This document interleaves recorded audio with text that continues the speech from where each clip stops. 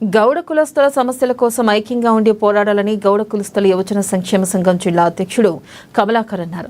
మహబూబాబాద్ జిల్లా కేంద్రంలో గౌడ కులస్తుల యువజన సంక్షేమ సంఘ జిల్లా సమావేశాన్ని నిర్వహించారు. గౌడ కులస్తుల ఆరాధ్య దైవం సర్దార్ పాపన్న గౌడ్ విగ్రహాన్ని ఆవిష్కరించారు. 20,000 మంది గౌడ కులస్తులతో భారీ ప్రదర్శన చేపట్టారు.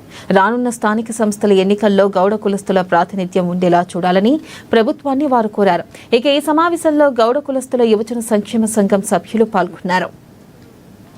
దైవం సర్దార్ సర్వాయి పాపన్న ఆశయాల్ని పుణికిపుచ్చుకొని ఈరోజు మహబూబాబాద్ జిల్లా కేంద్రంలో అన్ని మండలాల నుంచి అన్ని గ్రామాల నుంచి యువకులందరినీ ఐక్యం చేసి మహబూబాబాద్ జిల్లా కేంద్రంలో ఒక పెద్ద సమావేశాన్ని ఏర్పాటు చేయడం జరిగింది.